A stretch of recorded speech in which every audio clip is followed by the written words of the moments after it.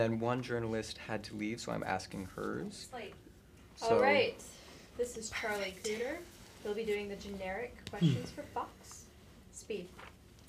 So what's the appeal of this story to its legions of fans who love the book and we hope the film, and maybe its appeal to you?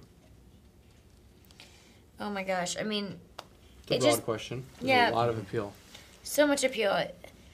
For me, it was about just recognizing that, I always say this, but nothing's guaranteed, and it's also fleeting, so just appreciate every single moment and be so grounded and so rooted, and wake up every single day and be so grateful for each breath, because you never know, when you're going to have another one. And it also is a book that doesn't victimize death or victimize cancer or illness. It celebrates life and it celebrates existence.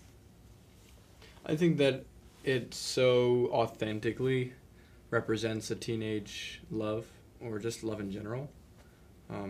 It doesn't seem fake or cheesy at all, which is so refreshing, because in literature, but especially in movies, a lot of times things are so cheesy and fake, and this one is so real, and it's almost like respectful, especially now, like in this case, to young people, saying like, yeah, young people are capable of this kind of love too, as well as like I know, and a lot of young people know, and a lot of the fans. Yeah. So you guys, of course, worked together on Divergent. Did you bring anything from that relationship to this set? Any sort of shorthand or? Of course. I mean, I think it's not like we brought up a specific thing besides just us becoming so close. Like our closeness was so important, because then we come to fall in our stars and we're comfortable with each other, and right away we can tell each other how we feel, and right away we can, be collaborative, and like there's something. It's great when that kind of stuff translates to screen, like us being close, because Hazel and Augustus are such our best friends, above being lovers, and me and Shailene are also very, very good friends. What was it like filming in Amsterdam? It was amazing. I mean, I'd been there before, but Ansel had never been there, and we walked around on our days off, and there's just something so romantic about that city. It was foggy as well. It was cold, and there's some rain in itself brings a romantic element to life. I think there's like a cozy sort of sensual feeling that you get, and so being there, coming from America and going somewhere where there's all these old buildings, and then imagining it through the eyes of 16-year-olds, and it's probably the last trip they're ever going to go on in their lives, which is really sad to think about, but also very, realistic for a lot of people. It was so special. And do you think that there's something universal that all audiences can relate to in this film? Yes. Yeah, hugely. I think that there's a lot of universal concepts in this film.